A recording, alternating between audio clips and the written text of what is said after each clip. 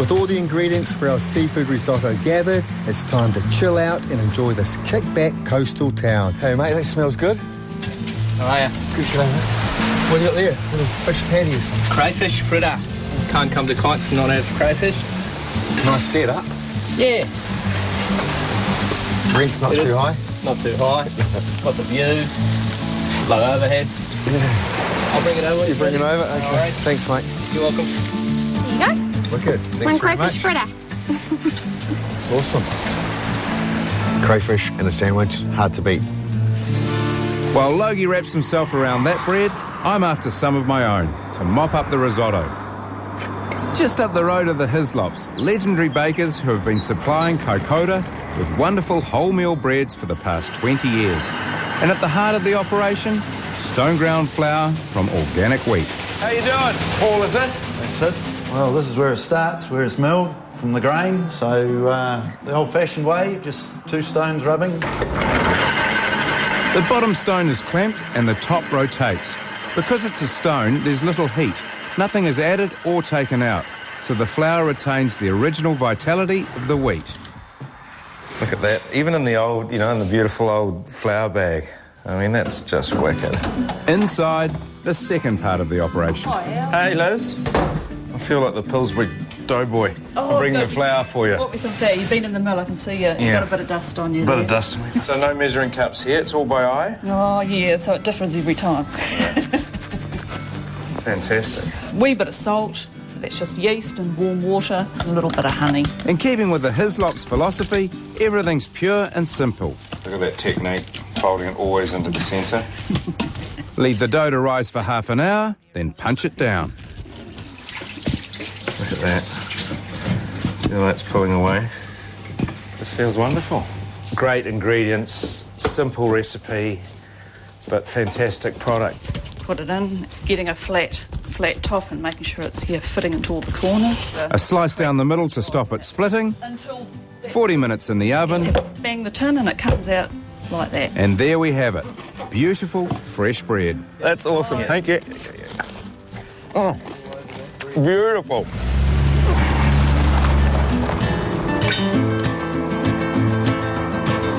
Kaikoura's bountiful waters have certainly delivered, so it's back to Barnacle Bills to bring it all together in an awesome seafood risotto. So look at that, haven't we done well? We've got the butterfish, the crayfish, the paua and the kinna, so that's going to be a wicked, wicked dish. The first job is to prep the seafood, beginning with the tasty roe from the middle of the kinna. I've never seen kinna that beautiful, that colour. The butterfish is filleted into finger-sized pieces. You get a nice clean fillet. And the cray is parboiled. Just blanching that for a few minutes. We want the meat to be raw, but we want it to cook a little bit so it's easy to pull the flesh out of the shell. Beautiful colour, eh? See how it's coming away from the shell, but it's actually raw in the middle. Should be enough for the risotto. Finally, I'm dealing to the paua. All paua have a very tight muscle and it needs a bit of attention. And when you bash it, it just lets go and it just becomes incredibly tender, and you can cook it as a whole steak, and that's what we're going to do. A fantastic collection of fresh seafood, ready for the risotto. Everything's bigger here. The kinna are bigger, the paua are bigger, the crays, the butterfish, Yep. Must be making a lot of people around the rest of the country jealous here, Bill. This awesome seafood deserves an awesome wine, and I found one just down the road. Here it is. Greystone Whiteborough Pinot Gris from North Canterbury. Beautiful drop. The winemaker, he's really into building strong textured wines, which is what you need when you're matching with food. It's nice and luscious, eh? Yeah, absolutely beautiful. You see it finishes a bit dry, Yep. which is nice. It cleans the palate between mouthfuls, so you sip of that and then you can get straight back into that risotto. Yeah, it's going to be great. Right. I'm going to sweat a few vegetables, some celery and a little bit of garlic. This is this big elephant garlic that you get at this time of year. It's a little bit milder and a little bit sweeter than your regular garlic. A risotto's about building different levels of flavour, and the veggies will be the first. They're finely diced and sweated down in butter before adding some of Logie's wine. To top Brownie's risotto, I'm making tempura butterfish fingers. And the first step is the batter. Tempura batter, it's pour in a bowl, add water. just real convenient to use. It's very, very light. You get a thin coating on the butterfish and a nice thin crisp batter. You get better results if you make the tempura batter in advance and let it rest. So how are those whales, Logie? Magnificent, mate. Unbelievable. Were you allowed to swim with them as well? No. I didn't get that, eh? Did they go out and have a chat to Moby? They would have bloody gobbled me up in one gob. Yeah. Easy.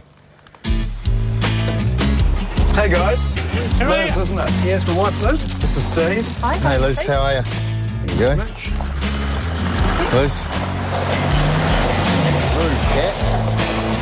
Yeah, fellas. G'day, Clarky. Hey, Clark. Thanks for coming, you know, Brownie, eh? Good. Yeah, couple of weekers. Right, so we'll get this risotto underway. Risotto is one of those dishes that when you start, you can't leave the pot. 20 minutes from start to finish. First thing we're going to do is add some of those kinnas. Stir those in. This is a borio rice, which is traditional for making risotto. It's a short grain rice. So we just cover those kernels and they're just taking on all those vegetables and the kinna that's in there. And then we just keep adding stock. So this is a lobster stock. You know, there's a lot of love that you're putting into this pot and you're just constantly stirring it, adding more stock, adding flavour layers.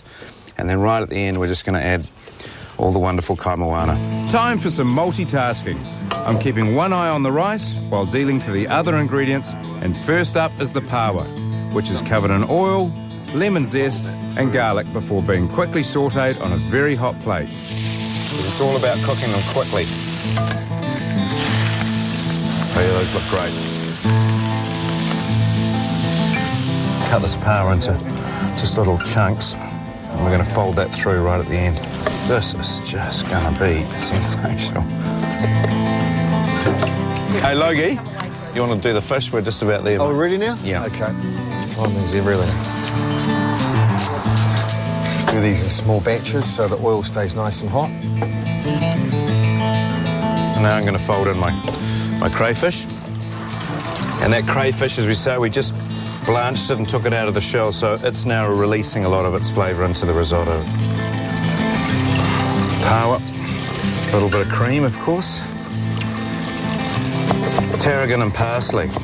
Tarragon has that really sort of anise flavour, and I think it goes particularly well with lobster and shrimp and any shellfish. Fold that in. You want to serve it relatively wet because the rice keeps sort of basically thickening. So you want it, you know, as it gets cooler, it's going to get thicker. So you want it to be just sort of on the air of a little bit more wet than dry. Oh, what a feast. A couple of knobs of butter just to finish it. Squeeze of lemon juice.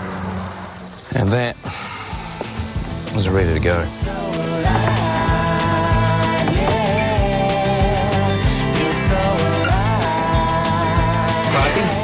Why don't you sit there? There? Clarky, yeah.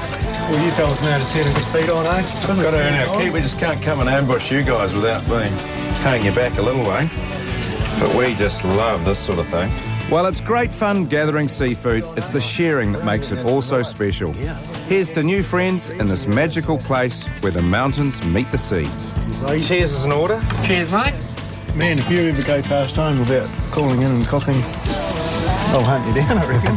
The recipe's on the website, mate. Oh, really? This is your new signature dish. Absolutely beautiful. Heck, the power was so tender, eh? Little secrets here.